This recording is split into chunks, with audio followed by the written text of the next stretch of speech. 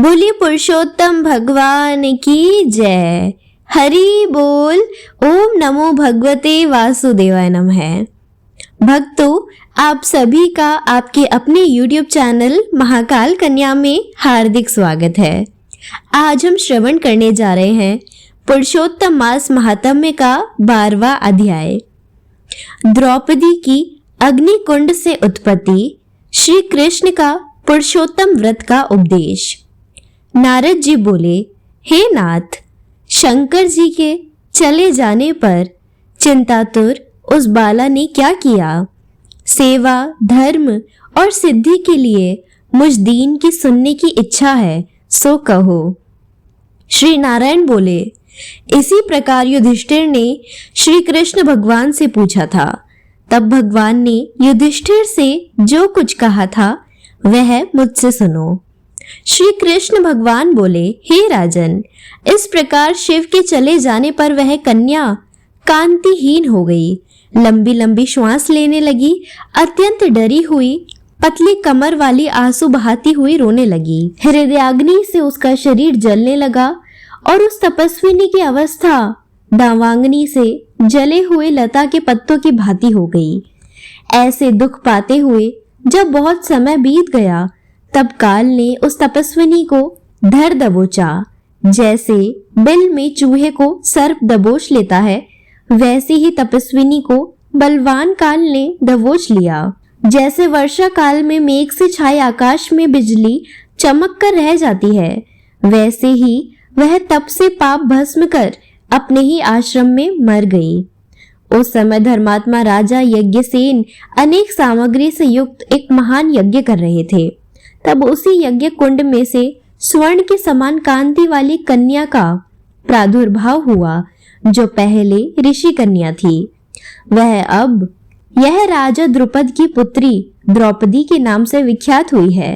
हे राजन, इसको स्वयंवर में अर्जुन ने मत्स्य भेद कर भीष्म, कर्ण आदि बहुत से राजाओं का मान मर्दन करके प्राप्त किया था। श्री नारायण बोले, हे नारद, उसी द्रौपदी को दुष्ट दुशासन ने बाल पकड़कर खींची थी और कर्ण ने शूल जैसे कटु वचन सुनाए थे। श्री कृष्ण बोले, हे राजन, पुरुषोत्तम मास के त्यागने से मैंने भी इसको त्याग दी। जब अत्यंत स्नेह के साथ मेरा नाम ले लेकर वह बार बार चिल्लाई कि हे दामोदर, हे दया सिंधु, हे कृष्ण, हे जगतपते, हे नाथ, हे रमानाथ, हे केशव, हे क्लेश नाशन, मेरे माता पिता, भाई बंधु, सखी भांजा, बहन, इष्ट मित्र, पति आदि कोई भी नहीं है। हे ऋषिकेश, मेरे तो सब कुछ आप ही है। हे गोविंद, दुशासन मेरा भरी सभा में अपमान कर रहा है, क्या इसे आप नहीं देख रहे हैं? दुशासन द्वारा खींची गई द्रौपदी पहले मुझे पुरुषोत्तम को भूल गई थी, परंतु जब इसने मुझे याद किया, तब हे राजन, मैं तत्काल गरुड़ पर चढ़कर वहां आया और अनेक प्रकार के वस्त्रों से इसको आच्छादित कर दिया। जो सदा मुझ में स्नेह करने वाली, मुझे अत्यंत प्यारी, पतिव्रता, मेरे प्राण तुल्य और मेरी प्रिय सखी थी, ऐसी द्रौपदी की भी पुरुषोत्तम के अनादर करने के कारण मैंने उपेक्षा कर दी थी। अतः पुरुषोत्तम का अनादर करने वाले को मैं गिरा देता हूँ। सब प्रकार से यह पुरुषोत्तम मास मनुष्यों, मुनियों तथा देवताओं को भी मान्य है और मन इच्छित फल देने वाला है। इससे अब आने वाले पुरुषोत्तम मास की आराधना करो, ताकि 14 वर्ष पूरे होने पर तुम्हारा अवश्य कल्याण होगा।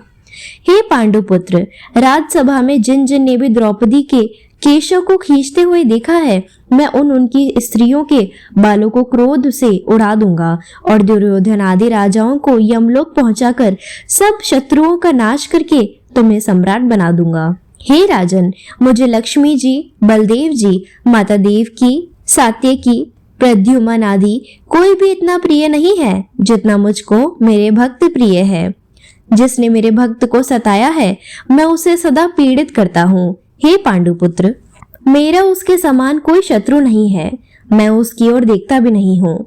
उसको यमराज ही दंड देने के अधिकार है। श्री नारायण बोले, इस प्रकार भगवान श्री कृष्ण द्रौपदी और 5 पांडव को समझाकर द्वारिकापुरी जाने की इच्छा से बोले, हे राजन, अब मैं अपने विरह में विकल द्वारिकापुरी को जा रहा हूँ, जहाँ महाभाग वासुदेव जी, बड़े भाई बलदेव जी, माता देव की गद सांब आदि, आहुक उग्रसेन आदि, यादव लोग, रुक्मणी आदि, मेरी पत्नियां, ये सब मेरे आने की प्रतीक्षा में टकटकी लगाकर मेरे दर्शन की उत्कंठा में मेरे चिंतन में लगे हुए हैं।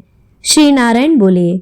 श्री कृष्ण भगवान के ऐसा कहने पर और उनके जाने के अभिप्राय को समझकर पांचों पांडव पुत्र गदगद कंठ से बोले, हे जनार्दन, जैसे जलचर प्राणियों का जल ही जीवन है, वैसे हमारा भी जीवन आप ही हो। आप जा रहे हैं, जाइए, परंतु थोड़े ही दिनों में हमको दर्शन दीजिए, क्योंकि सब लोग यह कहते हैं कि पांडवों के नाथ श्री कृष्ण ही है, त्रिलोकी में और कोई लोक नहीं है, अतः हमारी आप सदा रक्षा करते रहे। हे जगदीश्वर, भले बुरे जैसे भी हैं, हम सब आपके ही हैं, भूल मत जाना। हमारे चित्त रूपी भ्रमरों को जीवन आपके पद रूपी कमलों के अधीन है। आप ही हमारे जीवन के आधार हो, हम बार बार यही प्रार्थना करते हैं। पांडुपुत्र ऐसा कह उनके पीछे पीछे चलने लगे। तब श्री कृष्ण भगवान प्रेम मग्न हो रथ में धीरे धीरे बैठे पांडु पुत्रों को लौटाकर द्वारिकापुरी चले गए। श्री नारायण बोले, द्वारिकानाथ श्री कृष्ण के द्वारिकापुरी चले जाने के बाद युधिष्ठिर अपने भाइयों सहित तप नियम व्रत करते हुए तीर्थ यात्रा को चल दिए। हे नारद जी, भगवान के प्रिय पुरुषोत्तम मास में मन लगाकर और श्री कृष्ण का वचन स्मरण कर द्रौपदी और छोटे भाइयों से युधिष्ठिर जी बोले, आहा, हमने पुरुषोत्तम मास का कितना उच्च महात्म्य सुना है। इसके बिना आराधना के मनुष्य कैसे सुखी रह सकता है। इस लोक में वही पूज्य, धन्य और श्रेष्ठ है जो अनेक प्रकार के नियमों से पुरुषोत्तम की पूजा करे। इस प्रकार तीर्थ यात्रा करते हुए पुरुषोत्तम मास आ गया। सबने विधि अनुसार नियम धारण किया। हे मुनि, 14 वर्ष भी पूरे हो गए। तब श्री कृष्ण की कृपा से उन्होंने भारतवर्ष का निष्कंटक राज्य प्राप्त किया। पहले सूर्यवंशी राजा दृढ़धवना पुरुषोत्तम से ही सेवन से महालक्ष्मी पाकर पुत्र पौत्र का सुख तथा अनेक प्रकार के भोगों को भोग कर अंत में हरिलोक को गया। हे मुनि सत्तम, मैं पुरुषोत्तम मास का अतुल महात्म्य करोड़ों कल्पों के भी कहने में समर्थ नहीं हूँ। सूत जी बोले, हे विप्रो, यद्यपि मैंने पुरुषोत्तम का महात्म्य वेद व्यास जी से सुना है, तो भी कहने में असमर्थ हूँ। संपूर्ण महात्म्य को या तो आप नारायण ही जानते हैं या साक्षात वैकुंठवासी हरि जानते हैं।